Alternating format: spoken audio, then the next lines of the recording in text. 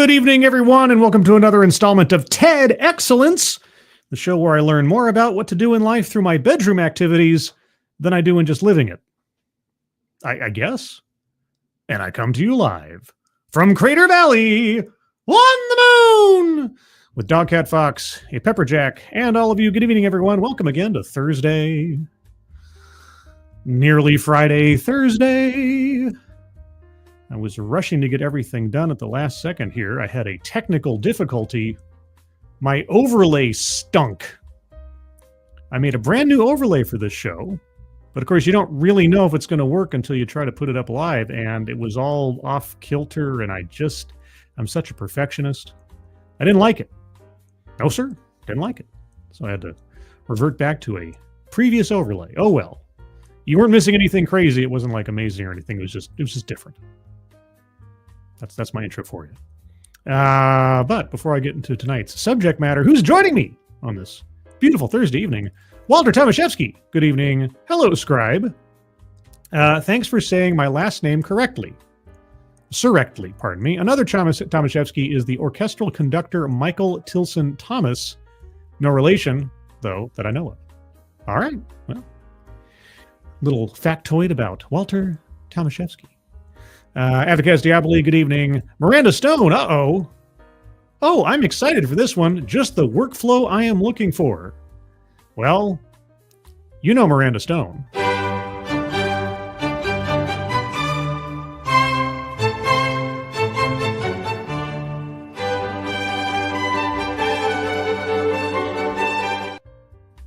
And Kieverdam, good evening, and thank you, Kieverdam, for providing the link to a new fundraiser, guys. Please take a look at it when you have the opportunity. Follow her on the X Lamented Guide. Asked to have his friend Chad and his family be highlighted tonight. Chad and his family are being forced out of their home from their landlord and elsewise have nowhere to go inside of a month or so. So if you have some ability to donate to that GoFundMe, or sorry, Give, Send, Go. GoFundMe, it's like saying Kleenex, right? We all know what we're talking about when I say GoFundMe, even if it's not the same brand name. But anyway, Give, Send, Go. Link is at the top of the chat box. If you can donate, please do so. But even if you can't, if you can share that out on social media, that would be appreciated. So thank you for that ahead of time. And thank you, Kieverdam, for providing the link. Simon Willikins, good evening. The Alexander, hello. Adam Nixon, hello. Mike R, hello. Morgan King, good evening. Who else is here? Attack Alpaca, hello.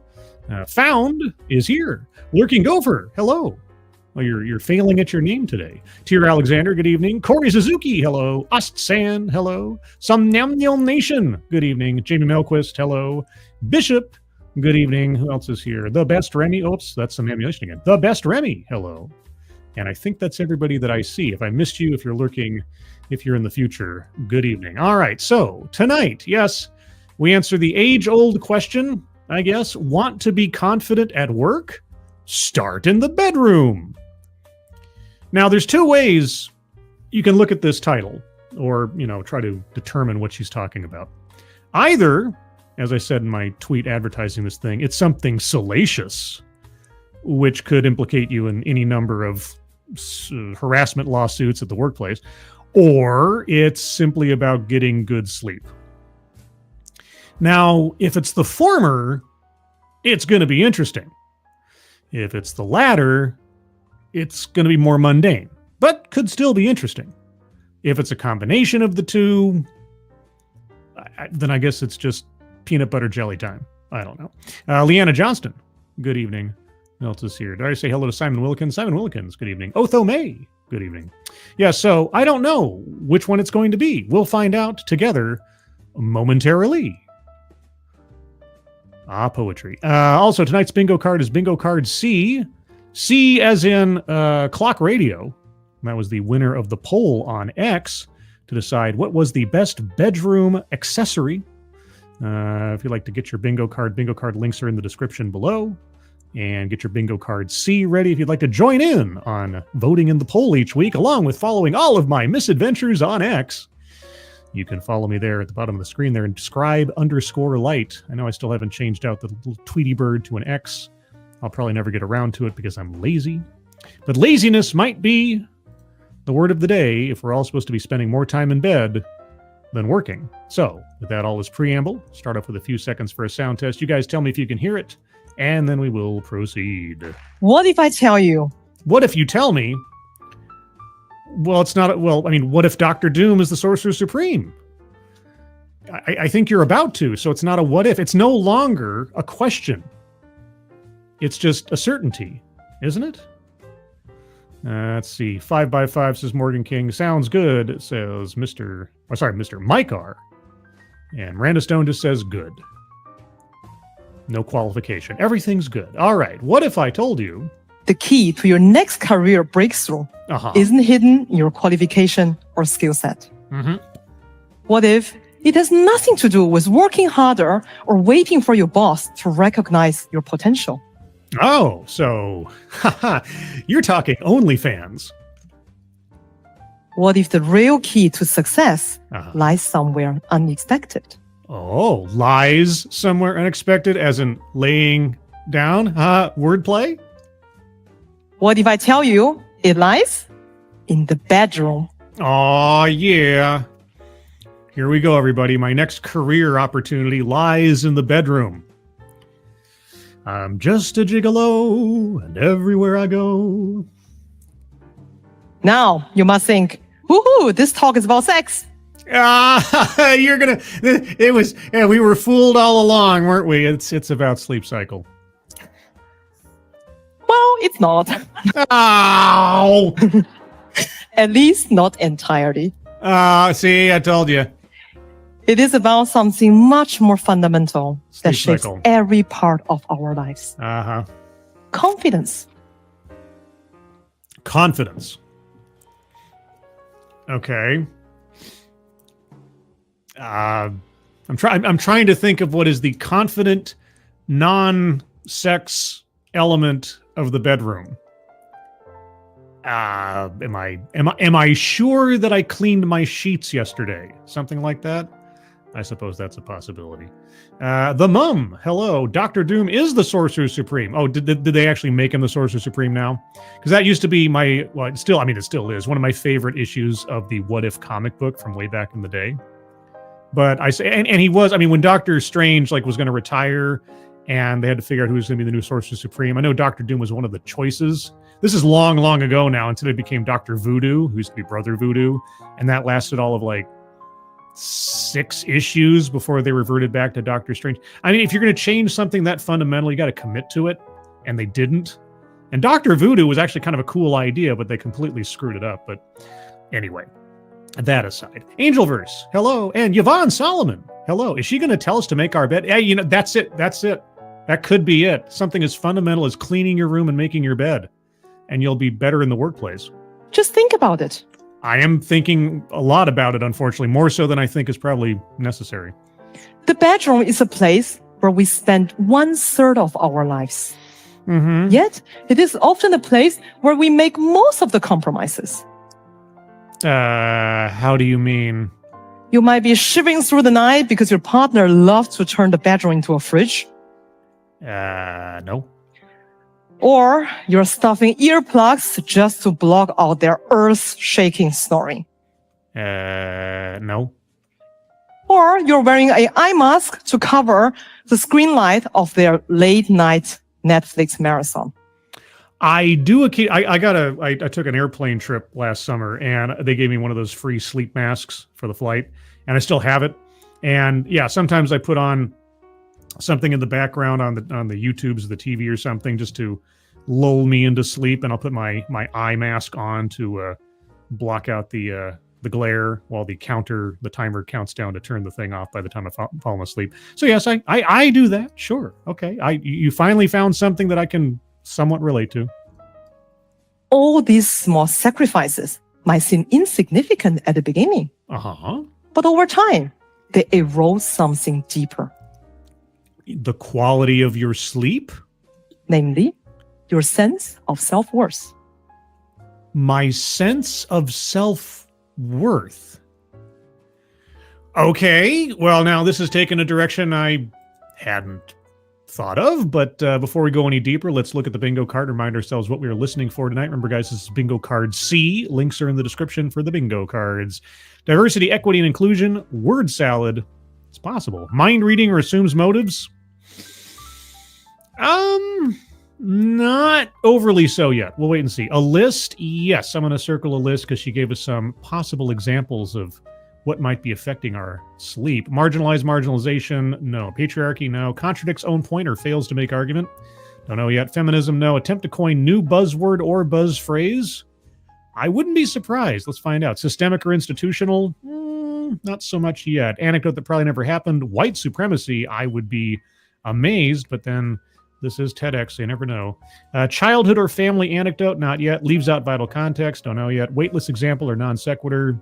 Don't know. Sales pitch for product or service? That's a possibility. Privilege? Collectivize his own demographic? Self-vilification or wretchedness? I'd be surprised. Economic disparity? Possibly. Benevolent condescension? Plays victim? Deceptive statistics? That's always a possibility. The you're in bed for 1/3 of your life is not deceptive. So anybody remember, guys, it's not that she simply uses statistics. It has to be used in a way that is at least subjectively deceptive. And microaggressions or unconscious bias? Not yet. So far on the board, we have a list and free space, because free is a good price. Also, holy cats, Derek LaRue. Good to see you, Derek LaRue. Thank you so much, Derek, as always, for your continued support and generosity. Hope you're having a good evening and hope you enjoy the show. Okay, so let's get into the psychology of this entire thing. What you tolerate in the bedroom will become a habit that quietly follows you into the boardroom. What I tolerate in the bedroom will follow me into the boardroom. Okay, so this entire theory necessitates that you have a partner, it sounds like, for them. So that means that if I don't have a partner, I've got nothing to fear. The workplace, where you spend another 1/3 of your life. Mm-hmm. But that is the place is all about power and presence. Power. And now here's the catch. Uh-oh. If you struggle to speak up at home, how could you find the courage to advocate for yourself at work? Well, maybe, and I know this is kind of a weird thing, maybe the power dynamic in my personal relationship is something that I escape from at the workplace, where I can leverage myself. Like let's say just for example, I have a very domineering partner at home who kind of always gets in the last word and kind of has to have it her way all the time, that kind of thing. And then, of course, when I escape that scenario and go off to work, I can be the one in power, and then I can, so it's kind of a give and take kind of thing, or a complete reversal. What about that scenario?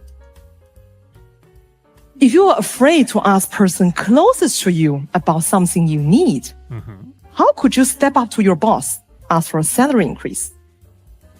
I think if you're having that much trouble in your personal relationships, there's something you need to be focusing on more immediately than how that's affecting your workplace performance. Maybe that's just me. Negotiate with your business partner about the budget increase, let alone to ask a seat at the table. You're assuming I would have a job where any of those kind of really important decisions would be part of my daily routine. Maybe I'm just a schlub in the trenches like most people. I don't get to make the decisions. I'm told what to do, and I just do the job that I have, but whatever. So today, I'd like to challenge you to see how the journey to the corner office doesn't start with a resume. Oh. It starts with a conversation in the bedroom. Oh, boy. Are you guys excited? I'm excited. So let me share a personal story. Oh, oh, boy. Here we go. Okay. Is it going to be just an anecdote, or is it going to be a childhood or family anecdote? Go for it. My husband, Moritz, was... Oh, okay. Well, there you go. My husband.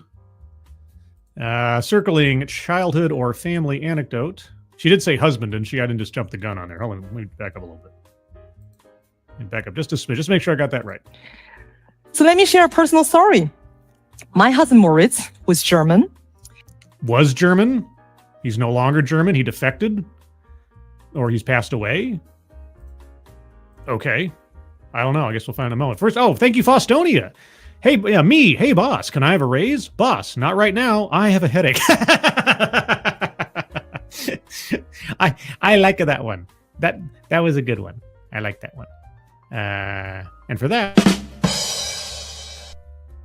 also, this is a random thing. Faustonia, Did you happen to make a donation on Agenda-Free TV the other day by any chance? Because I was watching Agenda-Free TV and the guy thanked somebody for a donation and said Faustonia. And I know it might not necessarily be a unique handle, but I just thought to myself, is that my Faustonia?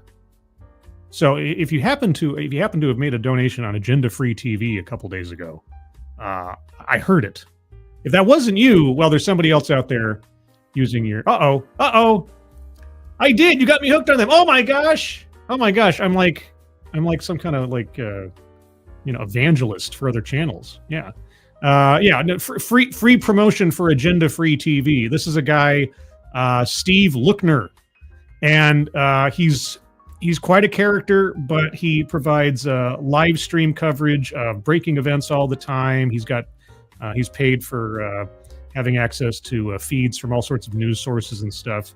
And he'll oftentimes cover events in a far more focused and complete manner than other news networks, because he's just sitting there focused on that one thing going on, whether it's a weather event or some kind of emergency or some kind of political thing. And just as a constant sort of feed of information on something, and it's all happening.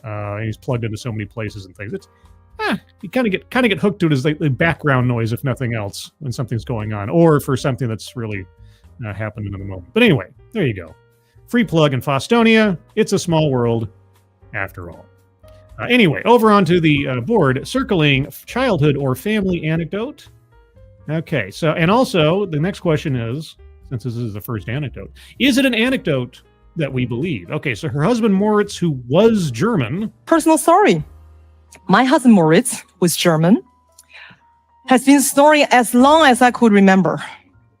And at the beginning, it was just a minor annoyance. Wait, he was a what? I apologize. Her accent just makes things a little bit difficult to understand. Let me try that one more time. Just make sure I didn't miss something.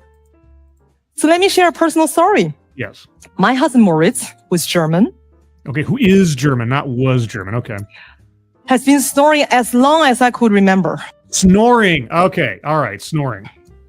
And at the beginning, it was just a minor annoyance. Mm-hmm. But over time, it became unbearable. Okay. I was losing sleep, waking up every night, and growing exhausted.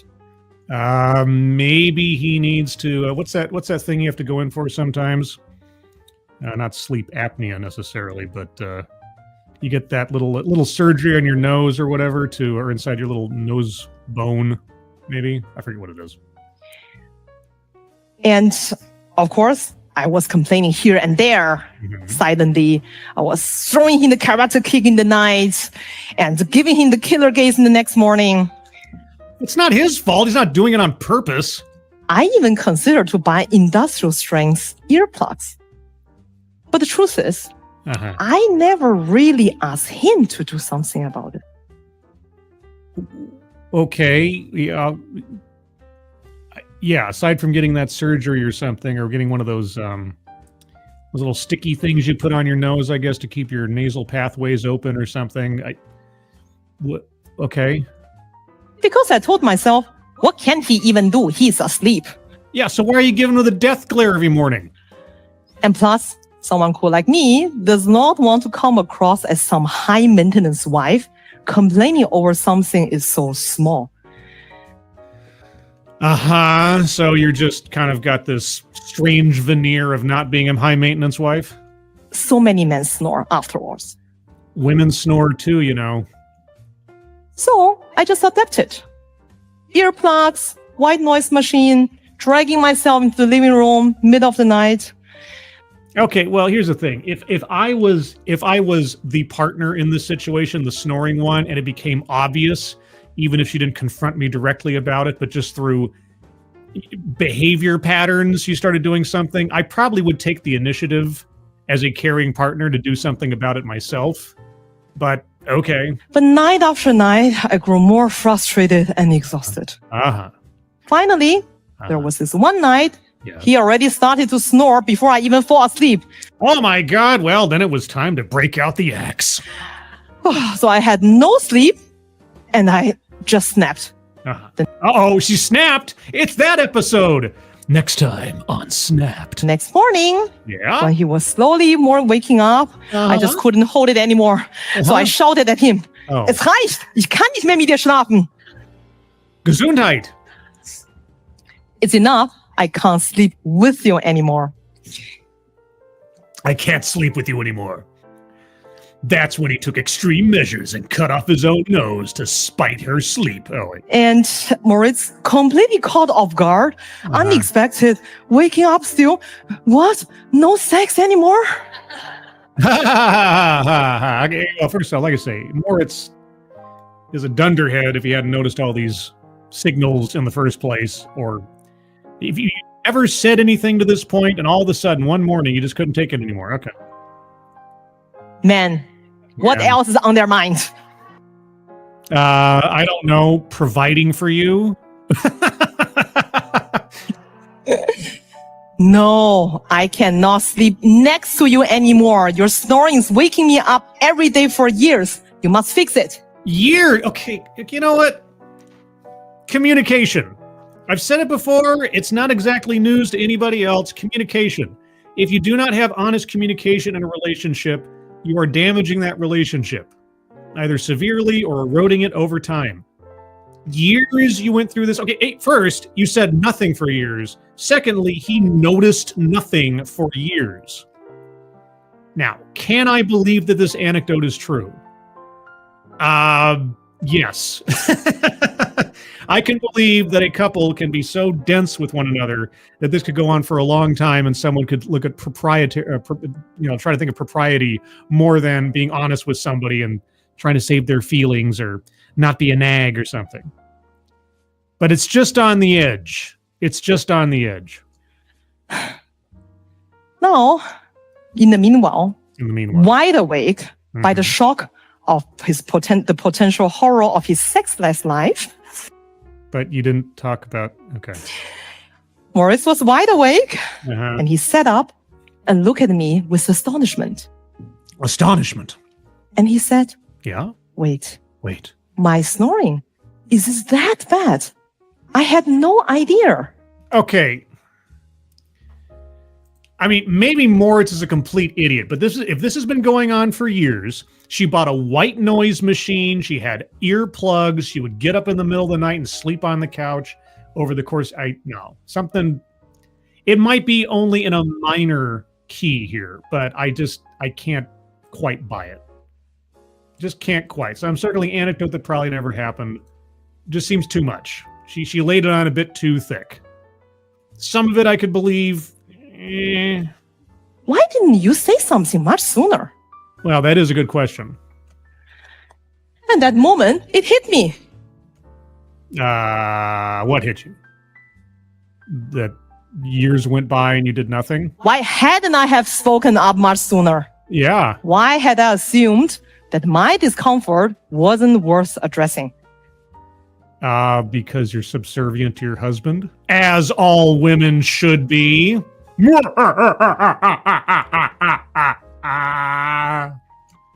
Why was I afraid to ask the person who loves me the most about something that I clearly needed?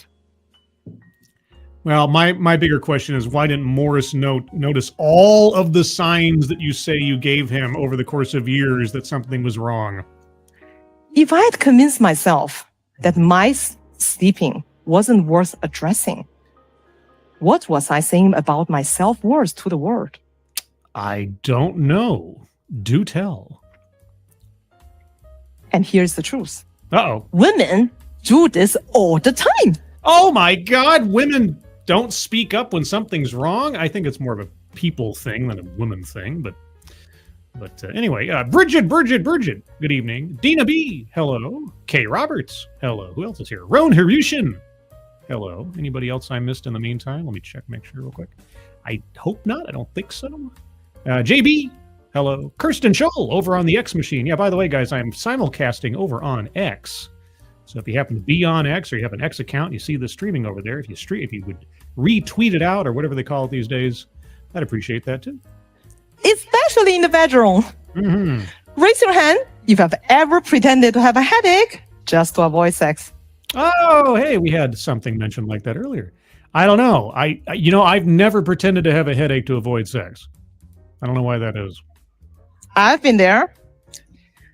How often have you faked an orgasm just to get over with it? Get over with it? Boy, is your husband in the audience at this point by any chance? Thank you, Kiever Dam. I hate it when people don't tell me when I do something wrong until they can't take it anymore. Yeah, it's like, everybody's got their foibles. Everybody's got their little idiosyncrasies. Most of them are fairly harmless. But if you say nothing for the longest time until you get to a breaking point and you start yelling at somebody or something, it's like, maybe, yeah, you've done yourself more harm than you would have done if you just said something earlier. Yeah. Thank you, Kiever Dan. Appreciate it. Yeah, it's just really, just bring it up, make a joke out of it or anything else. But I mean, if it's something as fundamental as I can't get a good night's sleep because of your snoring, we need to do something about this or I can't sleep next to you anymore. You'd think you would have figured that out pretty early on in a relationship. I know that people's bodies change over time, and maybe somebody wasn't snoring at one point. Later on in life, they start snoring. Okay. But generally speaking, if you're a snorer, you've been a snorer for a good part of your life, after you've hit your maturity, etc. So if she's been married to this guy for years, she knew he was a snorer beforehand. But she waited years and did all this performative stuff and all this everything but say anything. Okay. Alan Thyler, good evening. All right, so anyway, moving on. I've been there as well. Yeah. Okay, you know what? I think somebody mentioned in the chat, but I'm going to circle Play's victim as well because, she could have addressed this so earlier into the whole thing and like, how many times have I done this, that, and the other? And also, by the way, I lie to my husband about our sex life. Not raising your hand, the stats is 80%, by the way. Oh. So you don't feel alone then in being a liar to your partner? Now, on a more serious note. Oh. Why do you voluntarily take the pill? Even when it clearly messes up your hormone, instead of asking your partner to consider a vasectomy? Because maybe you want to keep the options open for the future? And there's no really effective male contraceptive yet? That's just nature, I'm afraid to tell you. All these small yeses to someone else, no's to ourselves, chipped away at our confidence. Okay, I'm also going to circle feminism. I know I might be stretching just a smidge, but it's starting to take in that turn. Feels like it's taken that turn. Also, thank you, Alan Thyler, for the how's it going, Dogcat Fox. Oh, Dogcat Fox. Wowie, wow. Oh, that's a P-Dog Night, Dogcat Fox. Yeah, P-Dog Night, my YouTubing friend. He just had his 1500th episode of his morning show, The Morning Night Live, over on the P-Dog Night channel. He does his show from 7 a.m. Pacific time and 10 a.m. Eastern time, Monday through Friday, as far as I know. Unless he takes a day off or something. Either way, yeah, P-Dog Night. There you go. Bridget, the pill is easily reversible. Yeah, that's the other thing, too. You can just stop taking it. The vasectomy is not it's surgery. Something could go wrong. And also, it's quite not necessarily assured that you can turn it back if you decide to change your mind later. So, yeah, unfortunately, in this instance, it is a burden that responsible adults, the women, has to carry most times. I'm sorry. Every time we self-reject, we're telling ourselves that our needs don't matter. Every time we what? Sorry. Every time we self-reject, we're telling ourselves that our needs don't matter. We self-reject. Okay, I apologize. And it's not her fault. It's just that her accent is difficult to get through. And before you know it, it becomes a habit that quietly follows you everywhere else. So when I finally asked Moritz to look into real solutions, such like surgery. Real solutions. Oh, you're talking about surgery. Okay, I thought we're back to the vasectomy thing again. Surgery for the nose. Right, okay, which could have happened years prior. Initially, he pushed back. Uh-huh. From earplugs to surgery. Don't you think that's a bit extreme? I mean, I would explore other options before invasive surgery if there were any. Yes. He hesitated. Yeah. But for once, I stood firm. Okay. Yes, Moritz, I need this. My sleep matters.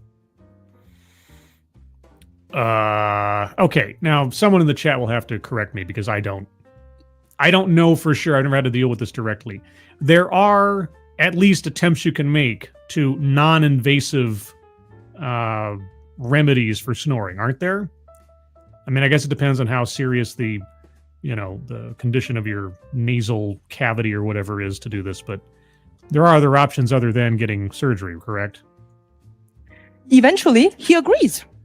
While the surgery wasn't easy, it was worth it. Okay.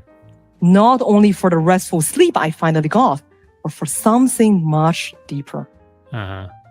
Asking for what I needed, believing that I deserved it, ignited a profound shift inside me. Honey, I need you to go under the knife for my self-confidence to improve. What? Yes, honey, I need you to go under the knife for my self-confidence to improve. Okay, what do you want me to do, dear? I want you to get breast implants. Yes, dear. That'd be my rejoinder. It's like, I need a boost to my self-confidence, so I want my wife to look even hotter. You're going to do this for me, honey, because it's for my own good. It showed me that honoring my needs at home is the very first step to honoring my needs everywhere else as well. Okay, yeah. What were you talking? You're saying something before about not wanting to be high maintenance? To claiming my power everywhere. Claiming my power. My story isn't unique. What sacrifice did you make in the course of this? I wonder. In my daily work, I help professional women build confidence in their competence. Wait. So, the entire time that you were unable to say anything to your husband about his snoring, the entire time you were subsuming your own comfort for the sake of avoiding any conflict, you work as a professional helping women in their confidence. Did you give every client you had a refund who had worked with you prior to the point where you talked to your husband? Positioning them to better advance in their career, negotiate bigger packages and opportunities they rightfully deserve. Rightfully deserve. Okay, so you only work with women, so are you, a sexist or something? Okay, circling economic disparity for the pay packages and all that fun stuff. And I am going to circle sales pitch for product or service because the nature of her stated work ties directly into the point of her presentation. That's kind of the tipping point. Do these two things align together on stage? And then they do, so there you go. I know so many of them who tick every box of success. Yet, when it's come to the time to ask a seat at the table, they hesitate. Well, I mean, taking a quote-unquote seat at the table does usually mean more responsibility, probably less time at home with the family, higher stress rate. Balancing out in your mind, is it worth the extra for the extra pay and prestige? It's true, I think this also happens with men too. You might be surprised how human a thing it is to have to wonder, do I want to take on additional responsibility? What are the pros and cons? Why? Why? Because we have been deeply conditioned to compromise, to put others first, to believe that we need to be chosen to move forward. And by we, you mean women? I'm circling collectivizes own demographic because that seems, and also conditioned. I don't know, is that systemic? We'll see. Just like Cinderella waiting for the glass slipper. Right. Okay. We wait for someone to grant us permission, to recognize us, to validate that we are ready. Well, the glass slipper didn't validate that she was ready. It validated her identity. Like her actual identity, not like some abstract, racial or sexual identitarianism or something, but whatever. What if we stop waiting for someone to pick us? What if instead of waiting for approval, we choose ourselves? Well, Cinderella wasn't waiting for anything. It's that the spell fell off at midnight, and then she was basically locked away by her evil step. Cinderella had a bit more agency than you're crediting her with. Maybe I'm just off here. I guess it depends on the telling of the story. What? What if we get to choose when we are ready? What if? Okay, we're back to Doctor Doom and the Sorcerer Supreme, which I guess is now canon in the Marvel Universe. Yeah, I'm gonna choose systemic institutional on the board. Because this is society doing this to us. We are simply victims of other people's outside forces. What if we had our own agency, ladies? Let me share with you a story of Michelle. Okay, share with me a story of Michelle. Michelle is one of my clients who works in the financial industry, who checks every box of success, has a stellar record of business. Okay, so why does she need your help? However, she has been passed over promotion for promotion in favor of less competent men. I'll just have to take your word for it. Why is that? Every time the argument was, Michelle lacked executive presence and the confidence to lead. Well, did she? I mean, she's working with you, correct? So, And every time when she heard this, her confidence chipped away a little bit more. Well, maybe that was the test. I mean, maybe it was, hey, you've reached an obstacle of rhetorical resistance. What do? I guess you're right, and then sulks away. Or, that's nonsense, sir. I've been here for years. I know this stuff inside and out and left, right, and center. Oh, well, perhaps I was wrong. Ha, ha, ha, ha, ha. Yeah. Well, in addition to feminism previously, now we're talking about passed over for a less competent man. Patriarchy, circling that one. On the board.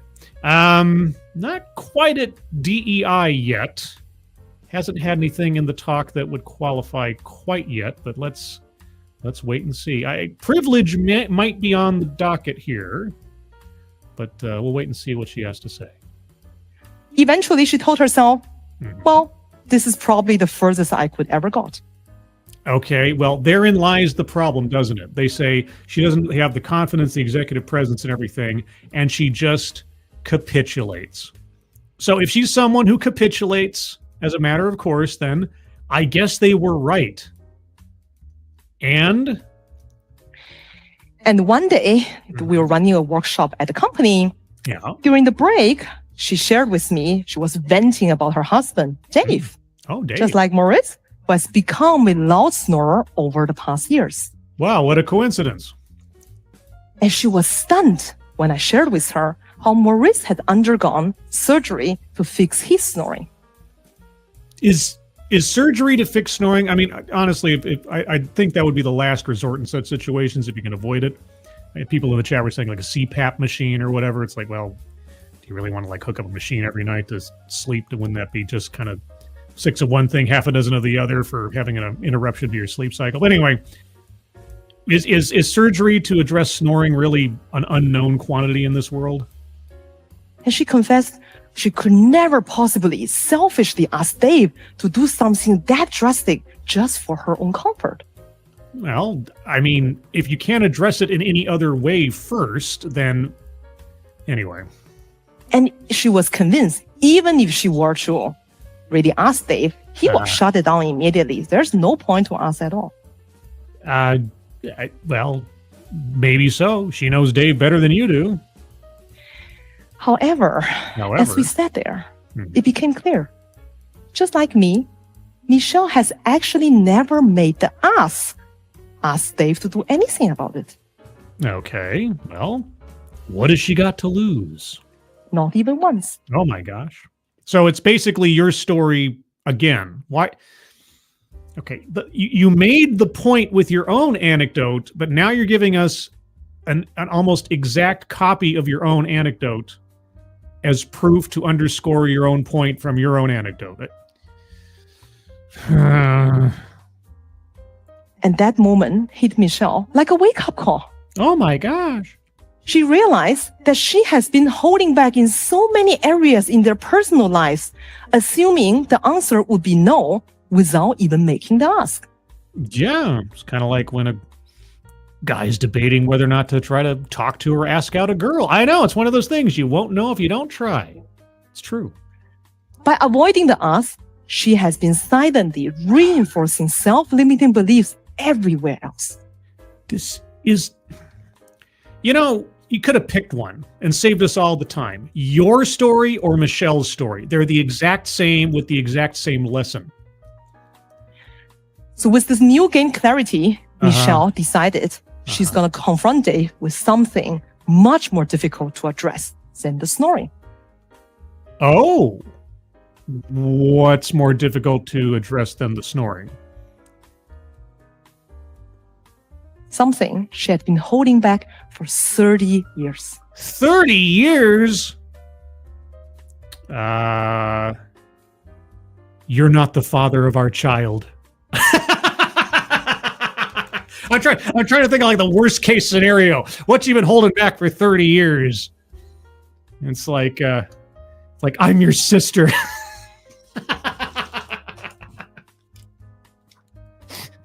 Okay, what was it? What was worse than snoring? So when she asked me to facilitate the conversation, I knew it would be pivotal in her journey. Oh, you were going to I don't know who this lady is. She's never talked about her credentials so far, except for some nascent notion that she works with women on self-confidence and such. Is she a family counselor or something? Okay, what's the big secret? Now I got to know. What's the big secret between Michelle and Dave? You should have just gone with this anecdote, not your own. Whatever. So we set up a meeting in my office and with Dave present. And I guided them through some of the questions.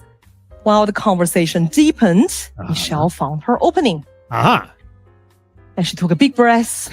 And restorative justice time. Or, my name's not actually Michelle. I've been on the run from the FBI for the last 30 years. Please tell me it's something interesting. Dave? Dave? There's something I need to tell you. Oh, the suspense is killing me. Okay, this better be good, guys. Get ready. Get ready for it. Something that's really hard to say. Yeah. You know, that thing you do with your finger every time when we have sex? What? Huh? Okay, guys, for those of you in the room with small children, this is turned away from being a family show. So cover their ears. That thing you do with your finger. You know, when we're having sex, you do that thing you do with your finger where you're dialing up a hooker. What thing with my finger?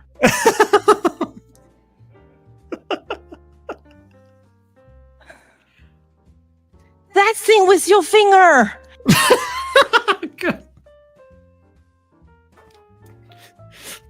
And Dave's like, you mean the palsy I have in my hand since I was 12 years old? You never noticed? Oh. You do this every time. You have been doing this for the past 30 years, and I never liked it. What? Wait, you mean you never liked it? All this time? Past 30 years? And you are only telling me this now? Yeah, Dave's got a legitimate complaint here. Okay, look. In every instance of your stories so far, even if I believe them to the minuscule degree, you chose to remain quiet and let somebody think that everything was fine. You lied by omission for years, both of you. And then you come at these guys as though they've done something wrong, when they've done nothing wrong. Good gravy. Well, as it turns out, women, yes, are just so good at holding back our discomforts. You mean lying. Women are very good at lying. It might be the gentlest of lies. It may be the most sort of mundane and non-destructive of lies, except for themselves.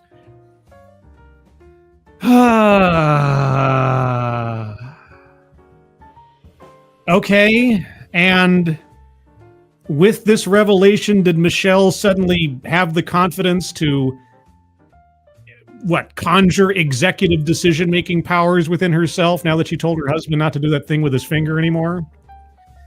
Good gravy. JB, thank you so much. He's German, so he made her do things with poop. Oh, no! No! Ew! No! JB, come on. Come on. No. We know there's a special word for what Germans do. And it's German, too.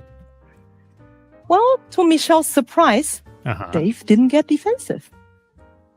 Well, aside from the fact that he's like, you're only telling me this now? Yeah, I would think that if Dave thought whatever he was doing was something that she liked, then Dave's main goal is to please his partner. And if he's doing something that he thought she liked for years without complaint, then he was doing it because he thought she liked it. So if she tells him that's not what she likes, then I would think Dave is going to comply. Which means she could have saved herself a whole years and years and years worth of trouble if she just said something. And this goes right back to what I was saying before. You have to communicate with your partner. That's just the long, especially in situations of intimacy, right? You set boundaries, you set guidelines, likes and dislikes on both sides. You got to compromise sometimes, this, that, and the other. I've talked about this at length on my other channel, Non-Author Dark, where I talked about many, many things regarding communication and intimate acts. It's all fundamental to relationships, regardless of the context. So, great. Good guy, Dave. He was willing to listen, yes, to understand, and to change. Good. Wow. If only she'd said something 30 years previous. And this was such a powerful realization for Michelle, that speaking up about her needs didn't drive them apart, but it brought them even closer. Imagine that. Okay, I understand some people are just dense or slow to the uptake, but seriously, 30 years? An invested relationship, a grown adult, and she never learned the lesson of ask for what you want in a relationship? Okay, if you say so. Thank you, Faustonia. I wonder if the guy's move was called the knuckle. You see, there's probably more entertainment to be had in the fact that we didn't get a description of what was going on than if we had. You just have to wonder. That thing you do with your finger. Oh, Jesus. So over the next few weeks, Michelle started to recognize change in herself. Oh my God. At work, she recognized that this newfound confidence she has built with Dave began to seep into her professional life.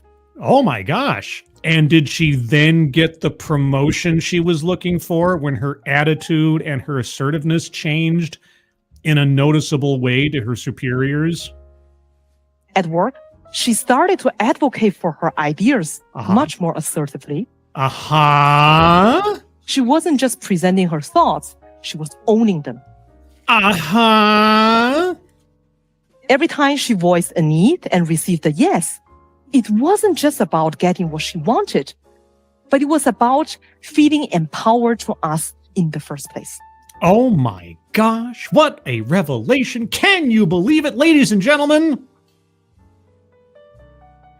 The more Michelle exercised this, the more confident she became. Now here's the thing. This is where you could start to reach a precipice, because there's a difference between confidence and arrogance. And I wonder, with Michelle having this newfound toy in her hands, did she take it too far at some point? This shift in mindset, deeply rooted in the courage to openly express herself, completely transformed Michelle's private life with Dave. I feel like I'm like sitting here going, this is all, it's common sense to me. This is like Hallmark card kind of wisdom.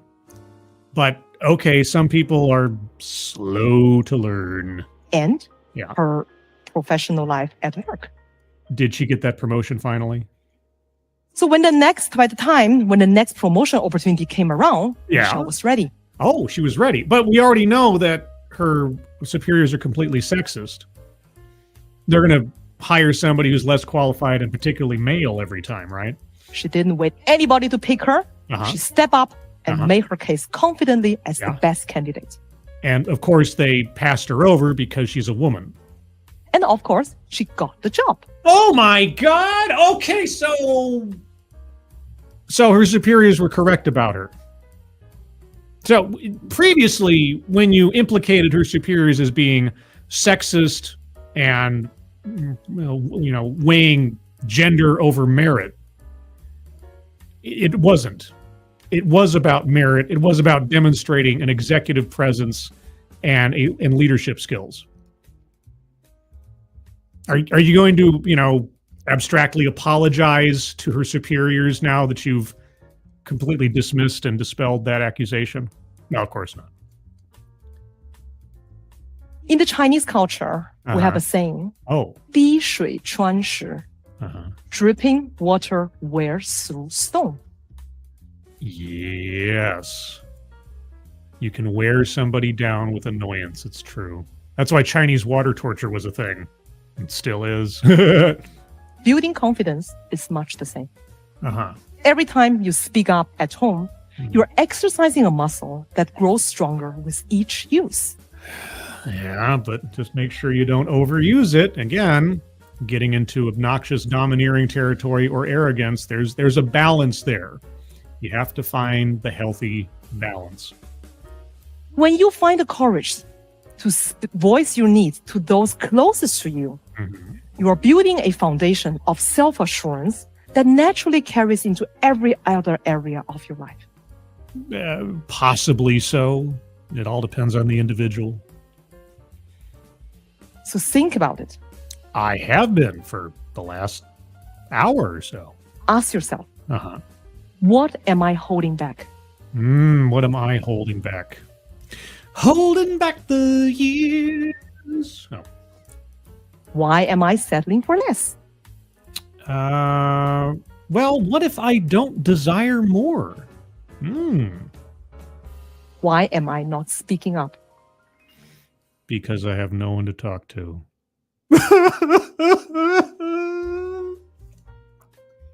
Shattering the glass ceiling doesn't start in the office. Shattering the glass ceiling.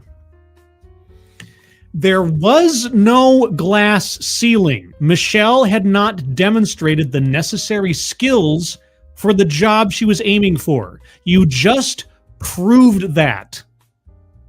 What are you... Okay, contradicts own point or fails to make argument. What are you talking about, lady? It starts by breaking down the walls you have built at home. Oh, good gravy.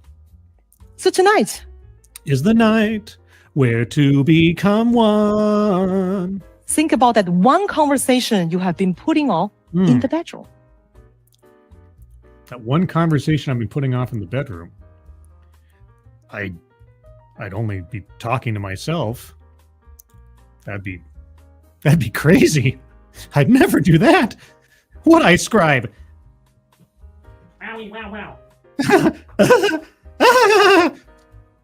Maybe it's a particular finger movement you don't quite appreciate.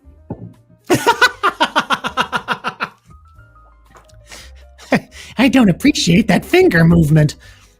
Or maybe it's time to tell your partner, well, the laundry fairy doesn't really exist. It's all you. Wow. Did I say something about laundry earlier? Washing your sheets? Yeah. So start there. Have that conversation tonight. And get ready.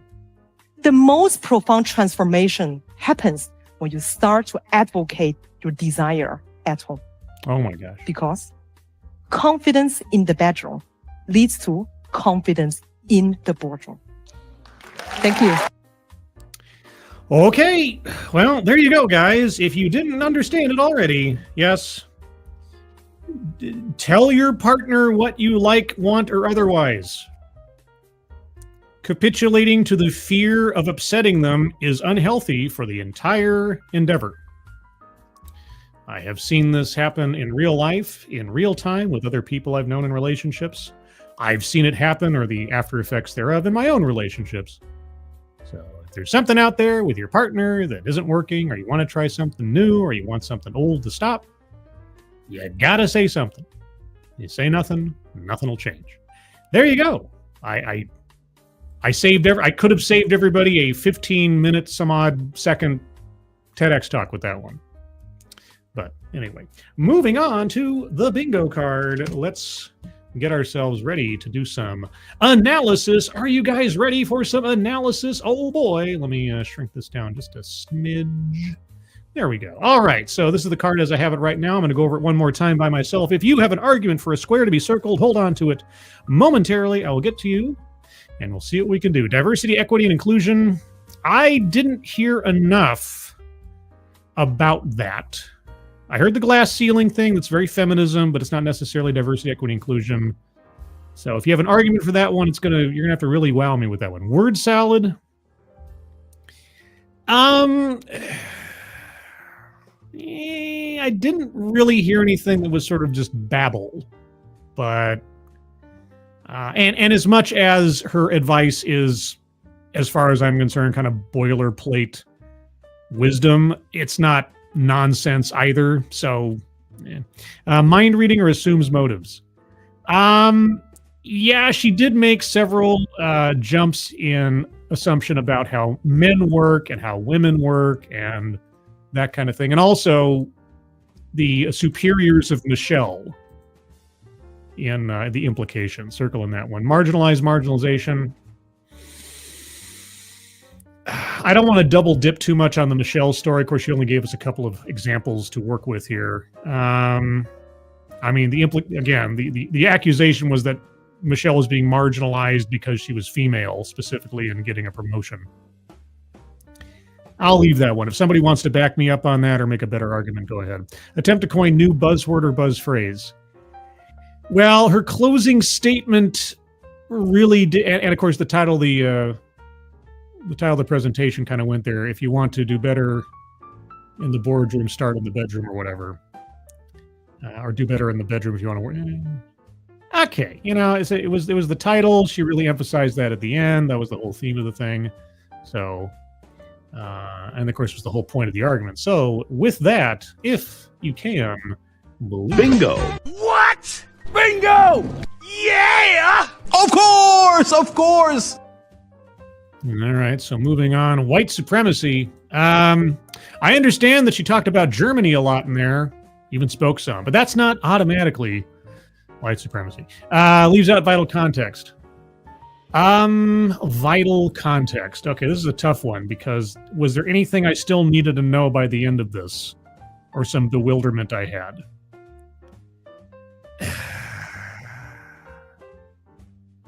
Well, I mean, what was the finger thing?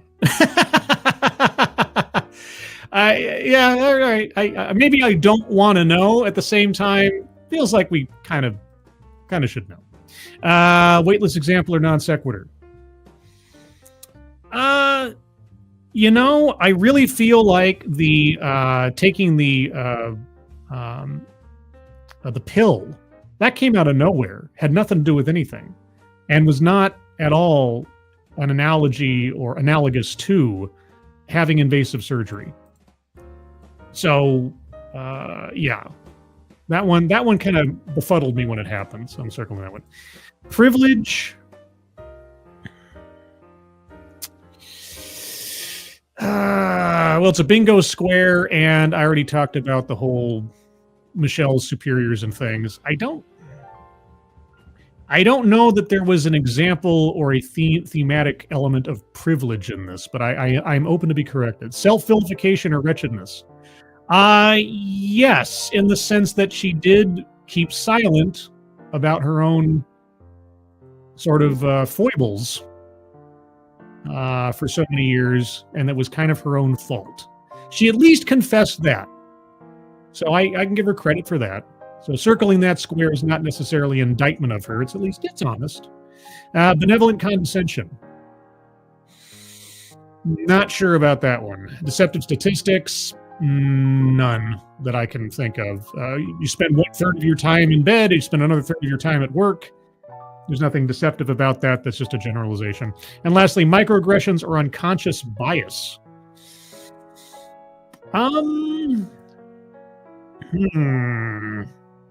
I could see maybe a pathway for that one, but I'll leave it to you guys. All right, so that's how I have the card right now. If you have arguments for squares to be circled, put them in the chat now. If I missed your argument, please just repost it, and I will get to you as I'm able. Advocates Diaboli. She was teaching Michelle to be more forceful so that she would get included.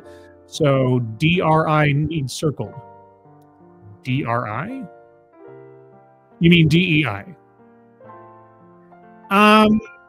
Yeah, but that's, again, as her own anecdote told us, it wasn't a matter of her getting a position not based on merit. She just had to demonstrate the merit to earn the promotion. There wasn't anything DEI about that. She tried to, she got passed over for less qualified men over and over again. Might have leaned into that a little bit, but ultimately Michelle demonstrated that she could do the job, and she got it. So I don't think DEI applies here, unless there's something else that I'm missing, because I didn't really see. Advocatus. Uncircle anecdote that never happened for the snoring story. I totally believe that. Then recircle it for Dave's finger. I don't believe that one. So it's a push. Thanks, Advocatus. K. Roberts. Privilege. Why is she someone to lecture a successful 30-year marriage? Well, I mean, it's not... Is it successful, though? I mean, if Michelle really hadn't expressed to Dave over the course of 30 years her discomfort with something that he does in the most intimate moments, that could be, indicative of many other instances of her capitulating to Dave. So, again, this is not bad advice fundamentally. And these examples, while outlandish, are not necessarily completely out of bounds. I have known couples in my real life that operate exactly like this, where either the woman or the man just simply cows to their partner on things that might be minor in the long run, but at least fundamentally implicate them as not communicating well with their partner. So, Peter, I don't believe the finger story. Who on earth could keep their peace for 30 effing years when their partner does something with their finger they don't like during sex for projects? Here's the thing. I can believe it. I can believe it because I've known people in real life who have gone years and years and years and years just not saying anything to avoid conflict and just telling themselves not necessarily just about intimate things, but in general, just to avoid conflict, to keep everything copacetic, just smile and move through the day because they want the marriage to be successful. See, I guess this is my bias in this thing. I have seen examples in my own life that are even sometimes more serious than what's been cited here, of people just capitulating for the sake of keeping everything peaceful. So I could believe it. A woman not complain for 30 years, but if it becomes a habit, if you just accept it, it could go on that long. I could believe it. She had her bum finger for 30. It's not impossible. I know.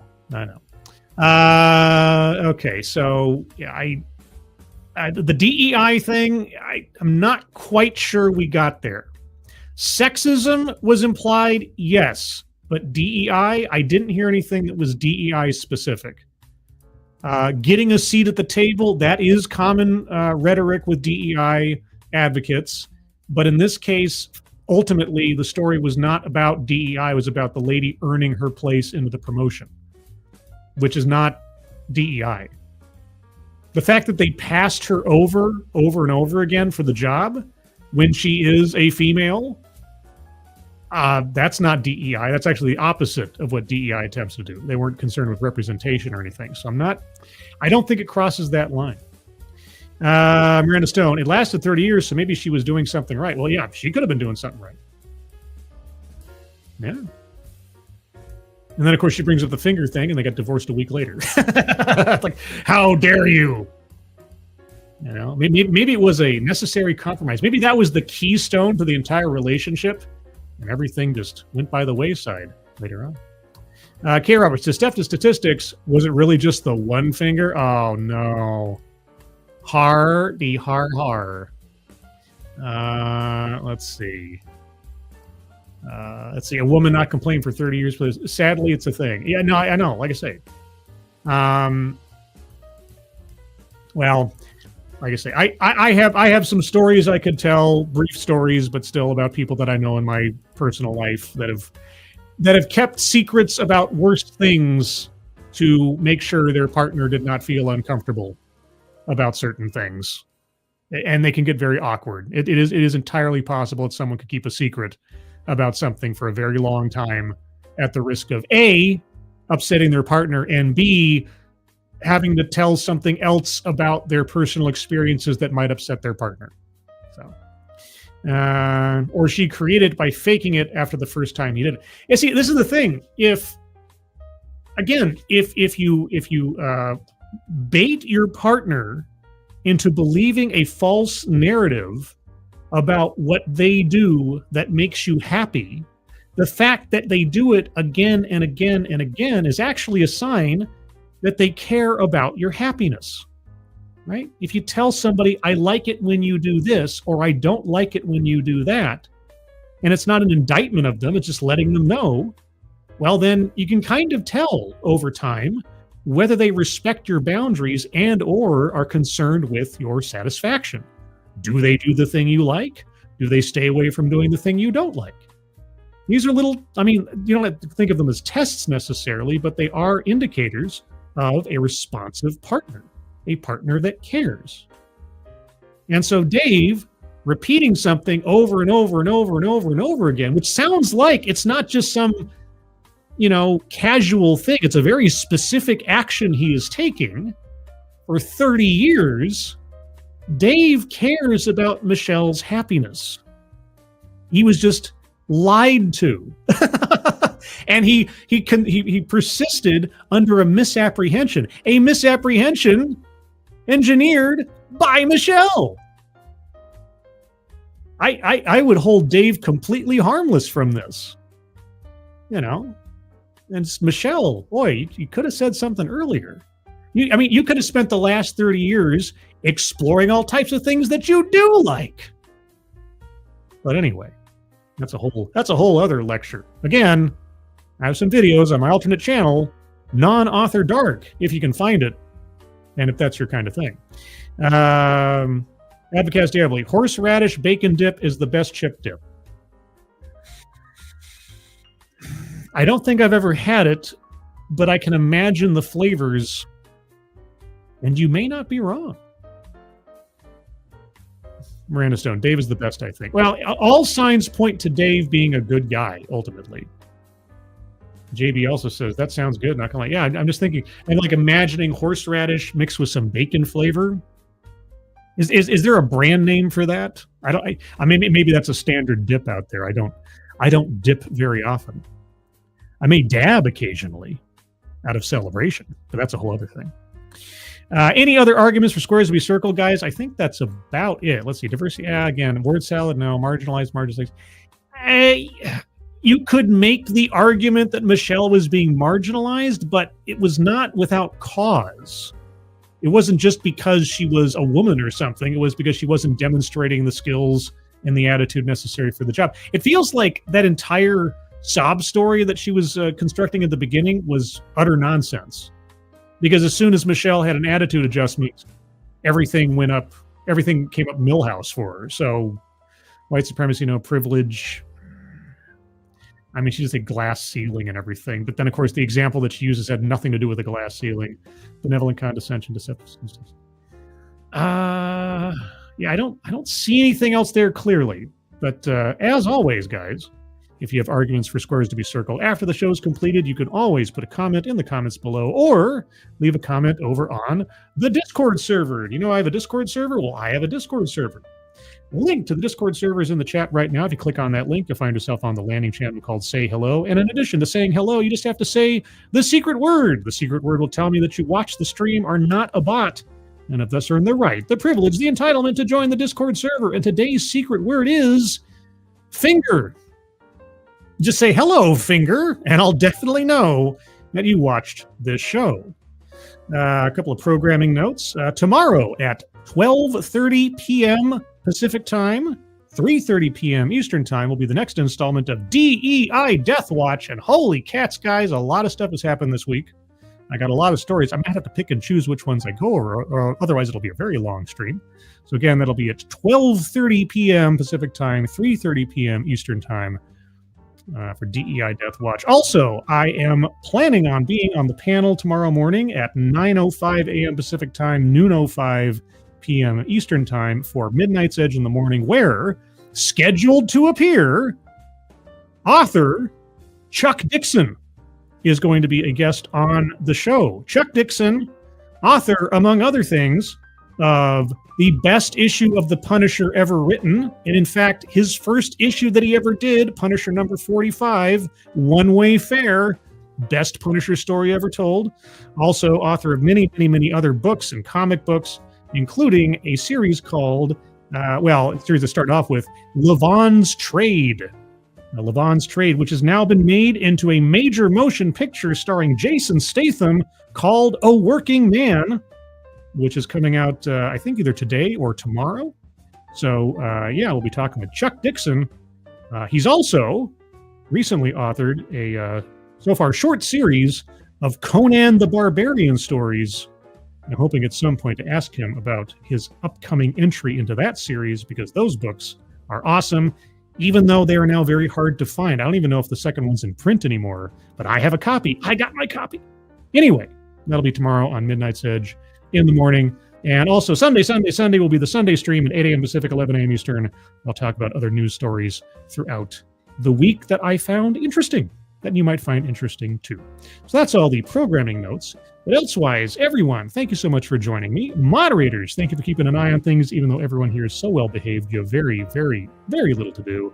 Everybody who donated, either to myself or, again, guys, at the top of the chat box, the give, send, go to Chad and his family, a friend of Lamented Guide. Chad and his family are shortly to be losing their home. And in order to try to avoid them going homeless, if you can donate to that, please do so. But even if you can't, if you can share that out on social media, that would be appreciated. Also, on the way out, if you'd leave a like and or a subscribe, if you're not already subscribed, I'd appreciate that. And as well, if you can share this stuff out on the social media machines, I'd appreciate that too. But elsewise, everyone, I hope you have a good rest of your Thursday. I hope you have a good Friday ahead of you.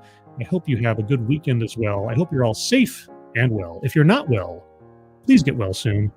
I'll see you on the next one. Take care. Bye-bye.